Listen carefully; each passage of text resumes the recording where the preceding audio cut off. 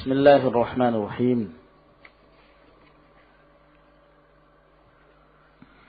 Usulul fiqh adalah merupakan salah satu fan minal funun, di mana dengan mempelajarinya akan menjadikan seseorang indahu quwwah fil istinbat. Nah,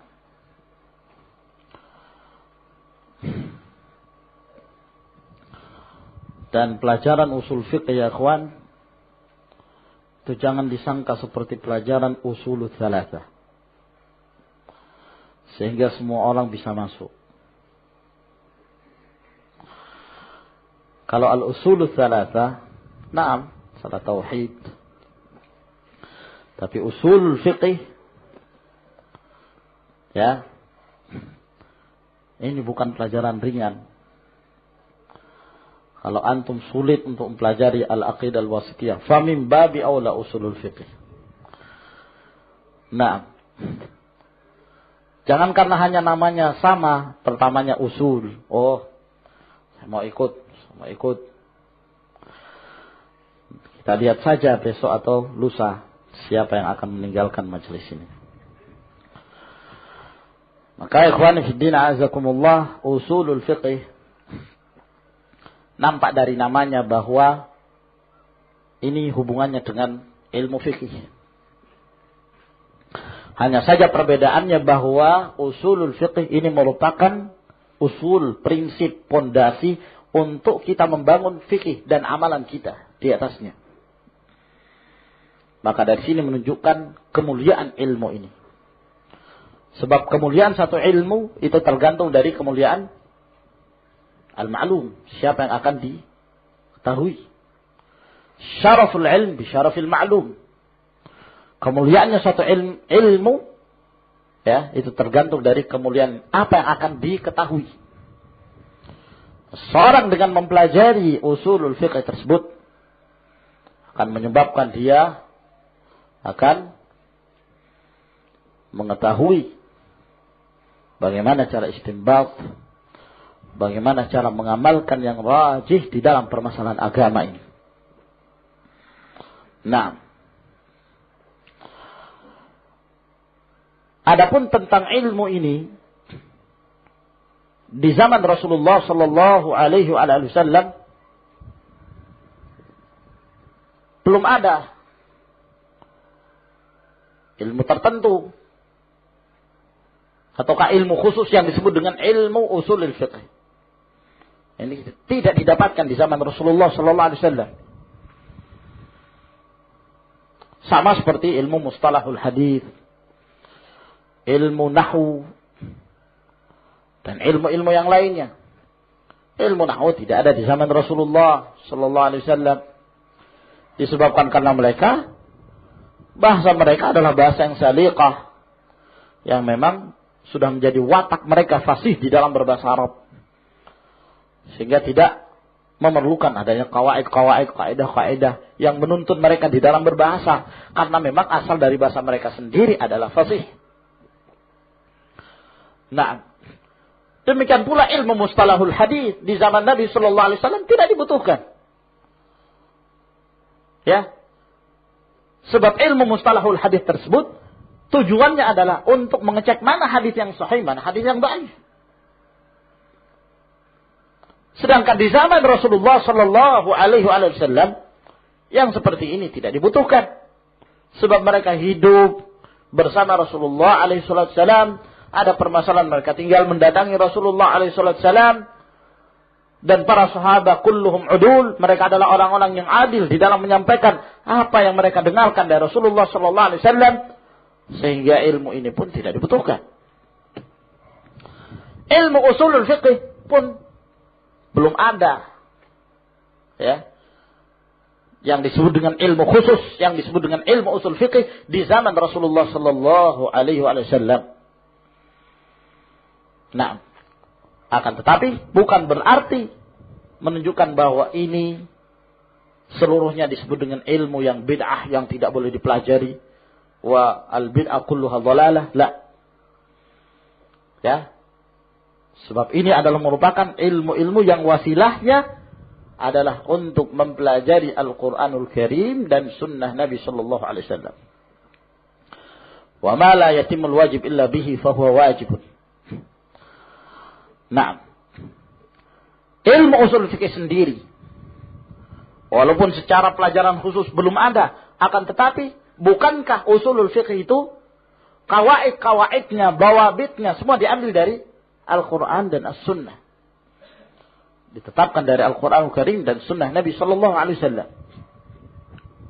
Ya, sehingga kalau kita melihat kepada nas-nas Al-Quran, di situ akan kita dapatkan. Nah, bahwa sesungguhnya ilmu usul fikih ini diambil dari sana. Hanya para ulama kemudian mereka membukukan, kemudian mereka mengumpulkan apa yang perlu untuk dijadikan sebagai kaidah dalam rangka untuk mempermudah di dalam mempelajari pelajaran tersebut, fikih tersebut. Maka sebagaimana Al-Quran ada usulnya, usul dalam mempelajari tafsir Al-Quran. Al-Hadis ada usul, demikian pula fikih ada usulnya. Ya, seperti contoh di dalam satu hadis yang sahih yang diriwayatkan oleh Imam Al-Bukhari, ketika ada seseorang datang kepada Rasulullah sallallahu alaihi wasallam, lalu kemudian orang ini bertanya kepada Rasulullah, "Ya Rasulullah, saya telah melakukan segala sesuatu terhadap seorang wanita. Tinggal yang saya tidak lakukan adalah berzina. Ya, saya telah menciumnya, saya telah melakukan ini dan itu. Apakah ada taubat bagi saya?" Maka setelah itu turun firman Allah Subhanahu wa taala, "Innal hasanati yudhhibnas sayyi'at." Sesungguhnya amalan-amalan yang baik itu menghapuskan amalan-amalan keburukan. Lalu kemudian sahabi ini bertanya kepada Rasulullah sallallahu alaihi wasallam, "Ya Rasulullah, ali khassah aw linnasi ammah?" Wahai Rasulullah, apakah ayat ini untuk saya secara khusus atau untuk seluruh manusia? Kata Nabi sallallahu alaihi wasallam, "Bal linnasi ammatan." Bahkan untuk seluruh manusia. Dari sini bisa diambil kata-kata al-khassah dan al-am. Yang disebutkan dalam istilah ilmu usul fiqh ada lafaz yang am, ya, yang umum, ada lafaz yang khas, yang khusus. Naam. Ya, ada lafaz yang mutlak, ada lafaz yang muqayyad. Nah, di situ ikhwan fillah azakumullah, ini salah satu contoh yang menunjukkan bahwa sesungguhnya mereka tidaklah menaruh kaidah-kaidah tersebut, melainkan mereka bersumber kepada Al-Quran dan Sunnah Nabi Sallallahu Alaihi Wasallam. Dan demikian seterusnya. Ya, di zaman meninggalnya Rasulullah Sallallahu Alaihi Wasallam, kawaid itu, istinbat itu masih ada dan digunakan oleh mereka. Nah, apakah istinbat yang sharih, ataukah secara isyarah, ataukah secara pemahaman? Nah, seperti hadis Nabi Sallallahu Alaihi Wasallam ketika Abdullah bin Mas'ud dalam riwayat Bukhari dan Muslim menyebutkan hadis Nabi Sallallahu Alaihi Wasallam, "La'anallahu al-washimat wal mustawshimat wan namisat wal mutanammisat wal mutafallijat al-mughayyirat lil husn al-mughayyir khalqallah." Allah Subhanahu wa taala melaknat wanita yang bertato, wanita yang membuatkan tato, wanita yang menghilangkan bulu alisnya, ya, dan wanita yang mengerjakan itu kepada yang lain, dan wanita yang menjarang-jarangkan giginya dalam rangka kecantikan, mode. Mereka adalah orang-orang yang merubah-rubah ciptaan Allah Subhanahu wa taala. Nah, ketika itu ada seorang wanita yang membantah. Siapa yang mengatakan laknat, Allah melaknat ini, Allah melaknat ini? Kata Abdullah bin Mas'ud, itu terdapat dalam kitab Allah. Maka wanita ini pulang mencari-cari lembaran-lembaran mushaf dan tidak mendapatkan itu. Lalu dia pun datang ya kepada Abdullah bin Mas'ud. Lalu dia mengatakan, aku telah membuka lembaran-lembaran Al-Quran dan aku tidak mendapatkan apa yang kamu sebutkan. Kata Abdullah bin Mas'ud, lau qara'ti laqad wajadti. Kalau kamu betul-betul membacanya, maka kamu akan mendapatkannya. Bukankah Allah Subhanahu wa taala berfirman, wa ma atakumur rasul fakhudhuhu wa ma nahakum anhu fantahu. Nah, apa yang Rasul berikan pada kalian maka ambil, dan apa yang dilarang oleh kalian Rasul maka hendaklah kalian berhenti melakukannya. Maka dari sini menunjukkan bahwa apa yang diperintahkan Rasul itulah yang diperintahkan oleh Allah. Apa yang dilarang oleh Rasul itulah yang dilarang oleh Allah. Ini menunjukkan bahwa asy-syari' ya, yang mensyariatkan itu adalah Allah Subhanahu wa taala dan Rasul sallallahu alaihi wasallam sebagai wasilah di dalam menyampaikan syariat. Dan ini pun terdapat dalam pembahasan usul. Nah, akan disebutkan nanti al-adillah Al-Quran was sunnah. Nah, jadi semuanya itu terdapat di dalam usulul fiqh. Berupa qawaid-qawaid istinbat. Nah, setelah itu pada zaman Al-Imam Syafi'i rahimahullah, beliaulah orang yang paling pertama yang diketahui. Ya, yang mengarang dalam satu kitab dan menyebutkan padanya beberapa kaidah-kaidah usul. Beliaulah yang diketahui yang pertama. Walaupun karangan beliau tidak mustaqil, ya, tidak bersifat khusus dalam pembahasan usul, tapi juga disebutkan pembahasan hadis. Maka dengan Kitabur Risalah yang dimiliki oleh Al-Imam Asy-Syafi'i rahimahullahu taala, maka dengan kitab ini diketahui bahwa kitab inilah yang paling pertama yang menyebutkan tentang kaidah-kaidah usul dan kaidah-kaidah dalam ilmu hadis. Nah, dalam usul dan dalam ilmu hadis. Ya. Di dalam Kitabur Risalah itu beliau membahas tentang ibtal al-istihsan. Batalnya istihsan. Istihsan nanti akan kita bahas. Ya, beliau membahas tentang al-qiyas. Beliau membahas tentang nasikh mansukh. Beliau membahas tentang al-khas wal 'am. Naam. Beliau membahas tentang ijma'. Naam. Beliau membahas tentang khabar ahad dan seterusnya. Beliau punya beberapa kitab dalam pembahasan usul, Ibtalul Istihsan, Jima'ul Ilm, Naam, Al-Qiyas, dan yang lainnya. Dan perlu diketahui bahwa Kitabur Risalah yang sekarang ini tersebar dan tercetak, itu adalah Kitabur Risalah yang kedua. Jadi Al-Imam Syafi'i rahimahullah mempunyai dua Kitabur Risalah. Yang pertama, itu disebabkan karena Abdurrahman bin Mahdi rahimahullahu ta'ala itu mengirim surat kepada Al-Imam Syafi'i agar menuliskan kepada beliau beberapa kaidah-kaidah di dalam agama ini yang beliau akan mengambil faedah dan manfaat darinya. Dikirim kepada Al-Imam Syafi'i. Ketika surat ini sampai kepada Imam Syafi'i, di dekatnya ada Ali bin Abdullah Al-Madini, gurunya Imam Bukhari. Abul Hasan, Ali bin Abdullah Al-Madini, rahimahullah ta'ala. Ketika Imam Syafi'i membacakan ini dan diketahui oleh Ali bin Al-Madini, Ali bin Al-Madini itu semakin memberikan dorongan kepada Imam Syafi'i untuk menjawab risalah itu. Akhirnya Al-Imam Syafi'i yang memang dikenal dengan keilmuannya, dengan kefaqihannya, dengan ilmu usulnya, sampai kata Ibnu Duraid, "Wa man yaku ilmu Syafi'i imamahu, famarta'uhu fi bahatil ilmi wasi'u." Ya. Barang siapa yang ilmunya Imam Syafi'i menjadi ilmu dia, barang siapa yang ilmunya Imam Syafi'i menjadi imamnya dia, maka tempatnya dia, ya, peristirahatan dia di dalam pembahasan ilmu ini sangat luas. Yani seorang kalau betul-betul mempelajari qawaid-qawaid yang berasal dari Al-Imam Syafi'i, dia akan mengerti dan memahami agama ini dengan baik. Nah, istinbat yang disebutkan oleh Imam Syafi'i. Maka Imam Syafi'i menjawab risalah tersebut berkat dorongan dari Ali bin Abdullah Al-Madini.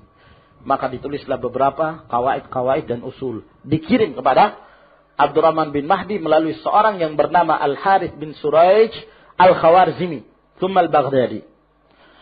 Ya, sehingga beliau ini yang mengirim, menjadi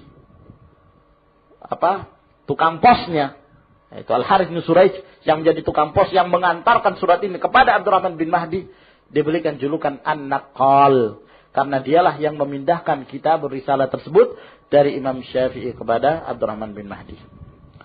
Dan itu yang pertama ditulis beliau ketika beliau masih berada di Makkah. Nah, akan tetapi sayang sekali kitab ini mafqud, tidak ada, tidak tercetak, dan kita tidak mengetahui rimbanya kemana. Yang ada kitab risalah yang sekarang ini tercetak dan alhamdulillah banyak dijual adalah kitab risalah yang beliau tulis ketika beliau berada di Mesir. Dan pada hakikatnya bukan tulisan dari beliau. Beda dengan yang pertama. Kalau yang pertama itu tulisan dari beliau. Tapi yang kedua ini semata-mata imla. Ya. Imla dari beliau, diimlakan, disampaikan pada murid-muridnya. Maka murid-muridnya pun menulis. Maka termasuk kitab yang tercetak tersebut adalah penukilan dan periwayatan dari murid yang bernama Rabi' bin Sulaiman Al-Muradi. Ya, dan Al-Imam Syafi'i tidak diketahui bahwa beliau memberi nama itu dengan nama Ar-Risalah. Beliau hanya menyebutkan Al-Kitab. Akan tetapi wallahu alam penamaan Ar-Risalah tersebut dari mana, yang jelas tercetak dengan penamaan Ar-Risalah. Nah, kemudian setelah itu, ya, mulailah bermunculan kitab-kitab dalam pembahasan usul al-fiqh. Kitab Risalah ini mulai disyarah dengan berbagai macam syarah. Hanya syarah-syarah itu tidak ada yang sampai kepada kita kecuali beberapa potongan dari syarah dari Abu Bakar As-Sayrafi. Ya, karena Abu Bakar As-Sayrafi ini adalah salah seorang yang alim dalam ilmu usul setelah meninggalnya Al-Imam Syafi'i rahimahullah. Para ulama mengatakan a'lamul khalqi fil usul ba'da Syafi'i Abu Bakar As-Sayrafi. Bahwa yang paling mengetahui dalam ilmu usul setelah Al-Imam Syafi'i meninggal adalah Abu Bakar As-Sayrafi. Setelah itulah mulai bermunculan, ya, kitab-kitab usul. Hanya antum perlu mengetahui bahwa kitab usul ini itu mereka mempunyai tariqah-tariqah yang masing-masing berbeda. Mempunyai tariqah, cara-cara yang berbeda di dalam penulisan. Ada yang disebut dengan tariqatul mutakallimin, atau dengan istilah yang lain tariqatul syafi'iyah. Ya. Tariqah ini adalah yang paling diutamakan adalah menyebutkan kaidah-kaidah. Qawaid. Disebutkan qawaid tersebut. Ya. Karena saking banyaknya kaidah-kaidah yang disebutkan, terkadang di sana ada kaidah-kaidah yang sama sekali tidak ada faedahnya disebutkan. Hanya disebutkan kaidah tapi furu'nya tidak ada. Ya.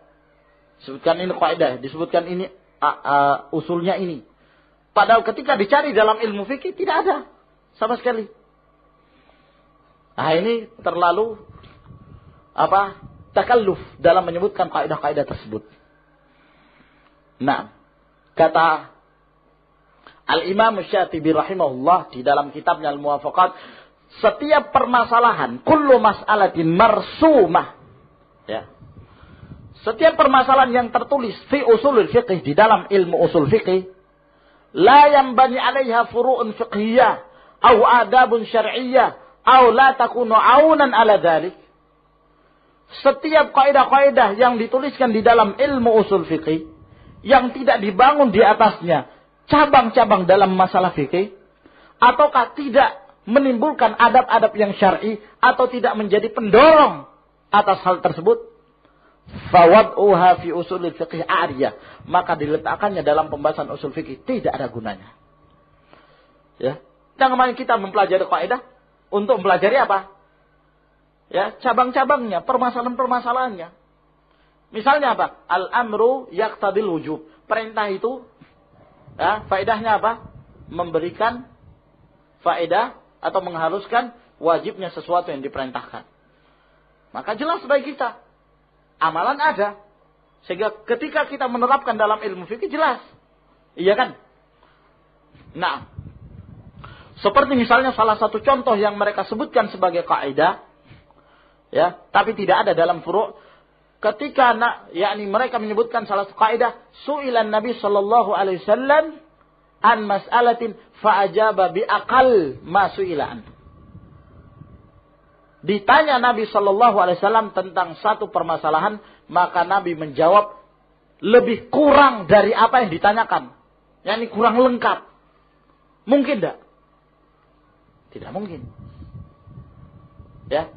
Orang ini bertanya, lalu dijawab oleh Rasulullah dengan jawaban yang ada disembunyikan begitu, yang kurang lengkap. Tidak mungkin. Nah, ya, kalau memang dibutuhkan pada saat tentunya Rasulullah akan menjelaskan. Sebab mengakhirkan suatu penjelasan di saat dibutuhkannya penjelasan itu tidak boleh hukumnya. Yang ada adalah Nabi SAW ditanya, lalu kemudian beliau menjawab lebih banyak dari apa yang ditanyakan. Iya kan? Seperti contohnya apa? Ketika Rasulullah ditanya tentang hukumnya air laut. Apa jawaban Rasulullah SAW? Huwa tahuru ma'uhu al-hillu maitatuhu. Yang ditanya apa? Tentang air saja. Tapi beliau menambah jawaban untuk semakin memperjelas, yaitu apa? Al-hillu maitatuhu. Halal bangkainya. Nah, ini tambahan. Kalau kurang, tidak ada sama sekali. Mustahil. Nah itu ikhwan fiddin azakumullah. Ini satu tarekah dalam ilmu usul fikih. Wah, kalau membaca yang seperti ini, terkadang itulah banyak yang tulis dari kalangan ahlul bid'ah, seperti dari kalangan Mu'tazilah, mereka senang menulis yang seperti ini. Kaidah-kaidah tersebut. Tapi ketika dicari furu'nya tidak ada. Ya, termasuk sandaran kitab-kitab mereka seperti kitab Al-Burhan, karangannya Al-Juwaini, Abul Ma'ali, Imamul Haramain, Al-Mu'tamad, Syarhul Umad, ya, yang dikarang oleh salah seorang Mu'tazili. Nah, yang kedua ada yang disebut dengan Tariqatul Ahnaf.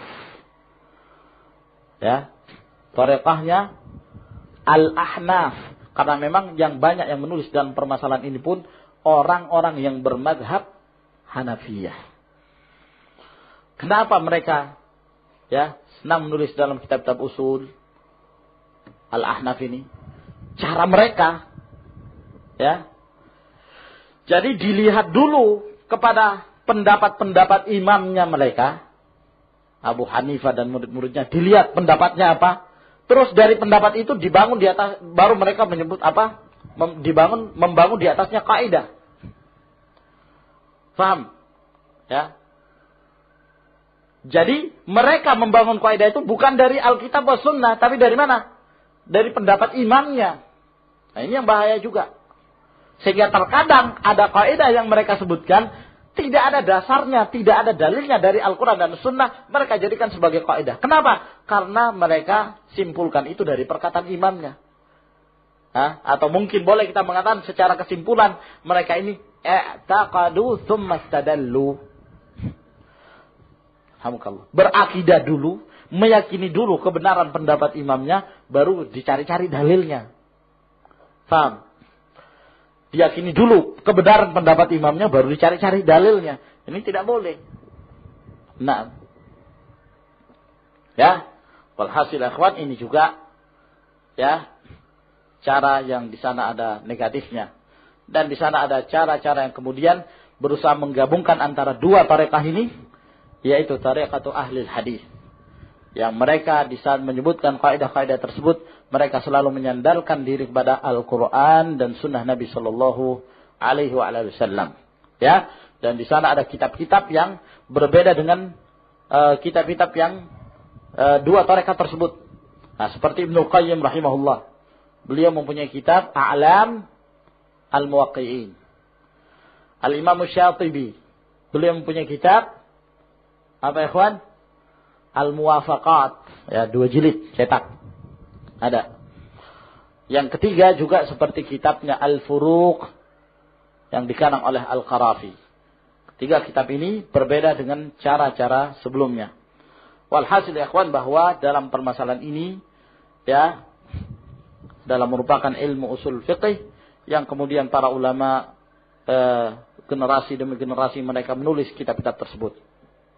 Yang dahulu di zaman Al-Imam Syafi'i ya, dan yang setelah mereka, kitab ataukah ilmu usul fikih itu adalah ilmu yang semata-mata diistinbat kaidah-kaidah tersebut dari Al-Quran dan As-Sunnah. Nah, cuman setelah itu datangnya zaman di mana ilmu kalam mulai menyebar, ilmu filsafat menyebar di kalangan kaum muslimin. Sehingga semenjak datangnya Abu Bakar Al-Baqilani, dialah orang yang pertama yang memasukkan ilmu kalam di dalam usul fikih. Ya. Tujuannya apa? Ingin mempermudah, tapi semakin mempersulit. Ingin mempermudah, tapi justru semakin mempersulit. Dalam kitab beliau Al-Irsyad wa Taqrib. Nah, kitab beliau Al-Irsyad wa Taqrib. Kemudian setelah itu diikuti, mulai setelah ditulisnya kitab Al-Irsyad wa Taqrib ini, kitab ini dicetak, ada ya. Yang dikarang oleh Abu Bakar Al-Baqilani, kalau tidak salah 4 jilid ya. Anak pernah lihat di Yaman. Nah, di Damaj. Kemudian setelah itu diikutilah oleh orang-orang setelahnya, lalu menjadikan rujukan mereka kitab Al-Irsyad ini.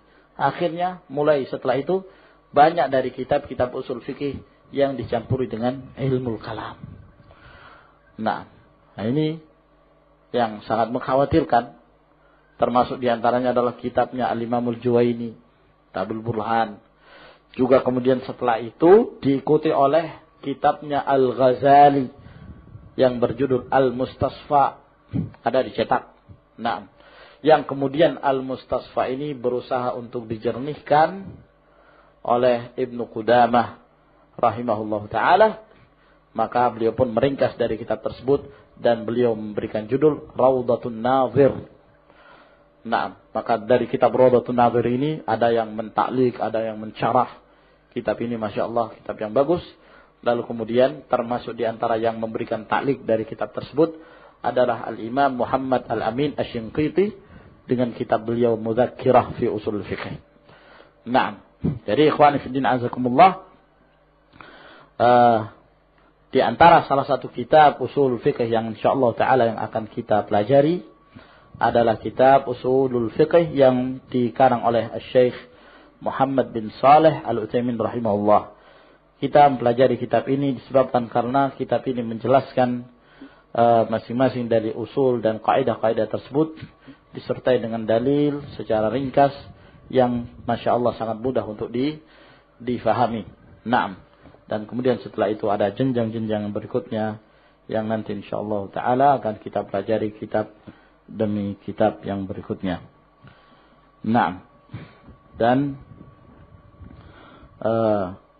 tarekah kita nanti di saat mempelajari kitab ini adalah kita memfokuskan kepada apa yang ditulis oleh beliau di dalam kitab ini. Kita berusaha untuk tidak keluar kecuali kalau ada faedah-faedah yang sedikit, yang penting untuk diidhafahkan di dalam pembahasan tersebut, insyaallah taala akan kita sebutkan.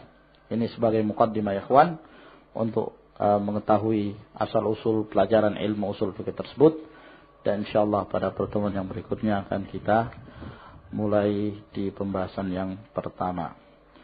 Wallahu a'lam bishawab.